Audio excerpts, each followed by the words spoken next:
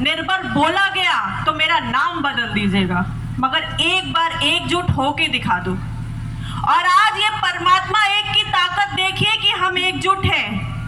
ये महिलाएं साधारण महिलाएं नहीं है, मैं इनको फौज बोलती हूँ।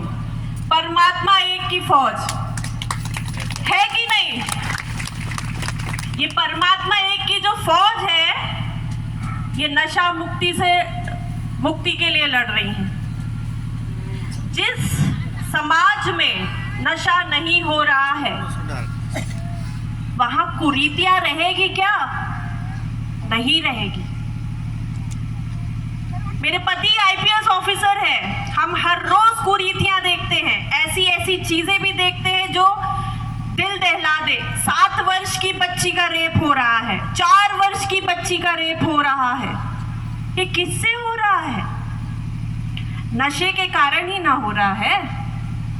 आज अगर नशा नहीं रहेगा तो ये सब कुरीतियां रहेगी क्या समाज में? नहीं रहेगी। तो उसके लिए हमारी फौज काम कर रही है। मुझे नहीं लगता इससे बड़ा कोई समाज सेवी हो सकता है। आप सभी अपने आप को सलाम और तालियां बजाइए आप सभी के लिए। मैं आप सबको प्रणाम करती हूँ और निस्वार्थ भाव से कर रहे हैं, उसके लिए तो मैं आप सभी के लिए मेरे पास शब्द नहीं बचे हैं। परमात्मा एक ना केवल नशा मुक्ति के लिए काम करता है, एक मिनट, ना केवल नशा मुक्ति के लिए कार्य करते हैं, हम बच्चियों का विवाह भी कराते हैं। गरीब बच्चियों का विवाह, जिनके माता पिता नहीं होते, जिनके माता पिता गरीब है, जो किसान है, जो बच्ची का विवाह नहीं करा सकते। और वो बच्ची, मैंने बाबूजी के साथ 2 बार बच्चियों के विवाह में शामिल हुई हूँ। जब वो बच्ची विदा होती है तो उसके जब आप आंसू देखेंगे तो वो आंसू के साथ बोल के जाती है कि ये जो दुआ है ये जिंदगी भर मैं आपको दूंगी। शायद मेरे माता पिता होते तो भी ऐसी शादी नहीं करा पाते। तो ये हमारे बाबूजी का कर्म है कि उन बच्चियों को अच्छा घर देते हैं, उनके सारा सामान दिया जाता है और बच्चा होने पे उनका झूले और कपड़े का भी दिया जाता है। तो उनके सर पर किसका हाथ है? बाबूजी और परमात्मा एक का साथ है। इससे बड़ा मुझे नहीं लगता कि कोई और समाज सेवा करता है।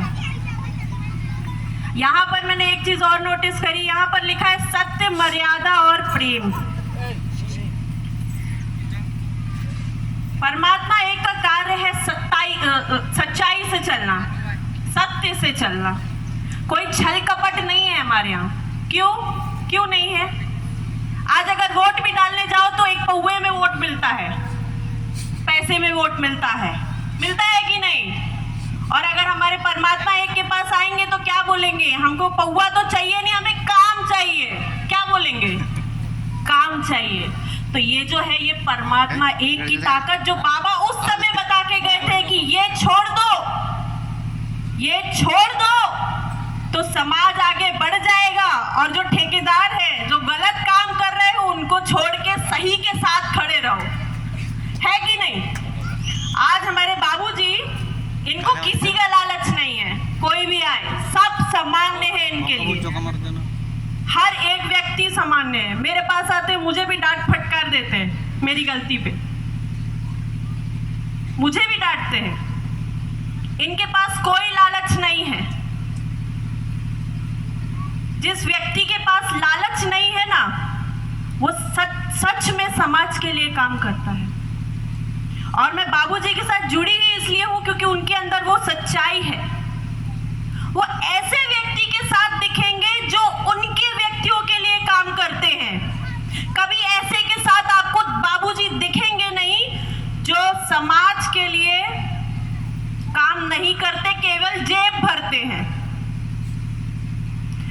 आज अब इतना ध्यान रखिए कि जो हमारे बाबा थे, उन्होंने जो त्याग दिया है उसको कायम रखना बहुत जरूरी है। आज के युग में कलयुग का राजा किसे बोला जाता है? मुझे आप बताइए। कलयुग के राजा है हनुमान जी। उनको किसने प्रसन्न किया था? बाबा जी ने प्रसन्न किया था। और किसके लिए किया था? अरे हमारे लिए किया था। तो क्या उनकी मर्यादा नहीं रख सकते? क्या हम एकता नहीं रख सकते?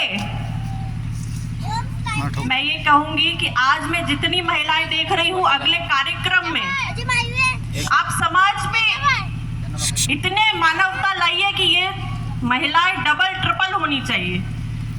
वो होती है नारी शक्ति, ये होती है नारी शक्ति। उसकी लाली लिपस्टिक से नहीं पहचानी जानी चाहिए, उसके नॉलेज से, उसके काम से उसको पहचाना जाना चाहिए। मुझे एक बहुत बड़े नेता है एमपी के, बोले मैडम आप भाषण दे देती है वैसे पूरे गेटअप में। मैंने कहा मैं काली साड़ी में भी भाषण दे सकती हूँ, और लाल लिपस्टिक के मैं बाल खोल के भी भाषण दे सकती हूँ। क्योंकि तुम जानो, पहले मैंने ग्रेजुएशन किया, पोस्ट ग्रेजुएशन किया, उसके बाद मैंने अपना वकालत करी और 9 साल समाज सेवा में रही हूँ। तो जो अपने जेब भरते हैं उससे अच्छी तो मैं हूँ कि मेरे नॉलेज से मुझे जाना जाना चाहिए।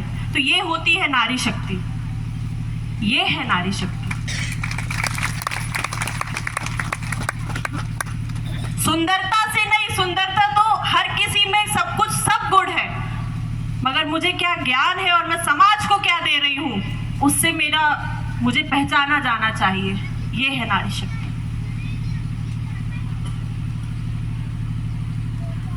बाबूजी के लिए, बाबूजी से मैं 7-8 वर्ष पहले मिली थी। बाबूजी ने मेरे पिताजी को जीवन दान दिया था। मेरे पिताजी के जाने के बाद मैंने बाबूजी को ही अपना सब कुछ माना। आज भी अगर मैं बाबूजी को कभी याद करती हूँ, 2 दिन के अंदर मेरे घर में बाबूजी आ जाते हैं, मैं उन्हें कोई कॉल नहीं या कोई मैसेज नहीं करती हूँ। ये आप ताकत और एकता देखिए, परमात्मा एक ही कि दिल से दिल जुड़ जाते हैं इसमें। कभी आप दुखी हो तो बाबा के नाम का एक दिया जलाइए, ये मैंने देखा है।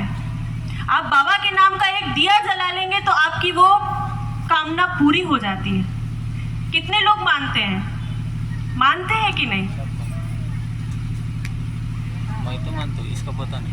मेरे 2 दिन पहले मेरे पैर में परेशानी थी, बाबूजी आए, बोले बेटी इसका क्या होगा, इसका ऑपरेशन कराना पड़ता क्या?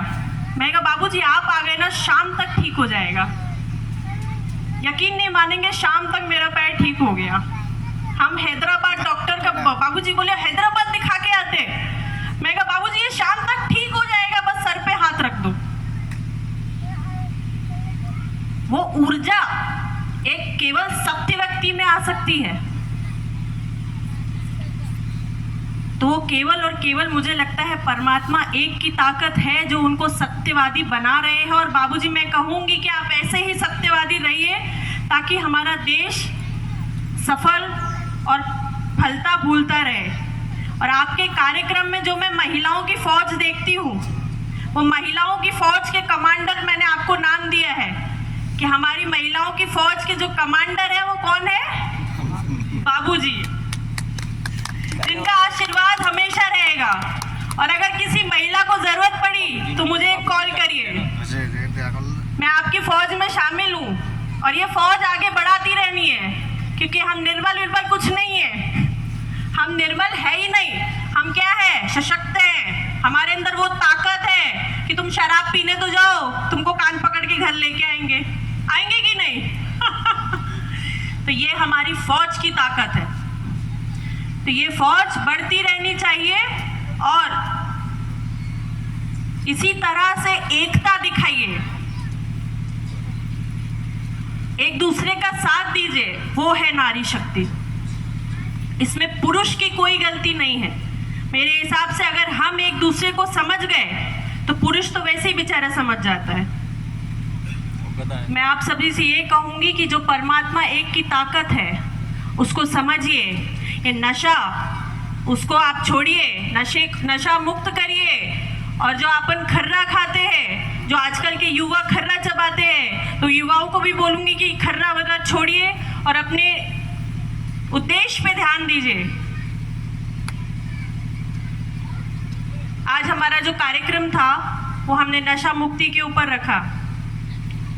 मैं ऐसी कामना करती हूँ कि जो हमारे बाबा है, उन्होंने जो सपना देखा था कि मेरे लोग एकजुट रहे और इस चीज़ में काम करें, जिन्होंने जिस चीज़ के लिए उन्होंने त्याग दिया हम उसको कायम रखें, अपना परिवार देखें, क्योंकि हमारे देश की नींव ही है। अगर हम एक परिवार सफल रहेगा तो हमारे आसपास के 10 से 20 परिवार सफल हो जाएंगे। ये हम मिसाल कायम करेंगे आने वाले 10 घरों के लिए। तो सोचिए, धीरे धीरे धीरे करते करते करते करते देश पूरा सफल हो जाएगा। उसी को कायम रखिए और ये नारी शक्ति को भी कायम रखिए और जो भी जितनी भी कुरीतियां हैं उनको त्याग दीजिए। इसी में हमारा सब काम सिद्ध होता रहेगा। और जो हमने अभी आज लगाया है सत्य, मर्यादा और प्रेम, इसको अपने दिल में बसा लीजिए। हर काम में सत्यता रखिए, मर्यादा रखिए और एक दूसरे में प्रेम रखिए, क्योंकि जो सपना हमारे बाबा ने देखा है या जो सपना बाबूजी देख रहे हैं कि हमको इंसानियत के लिए काम करना है, वो हम उस चीज़ को पा सकें।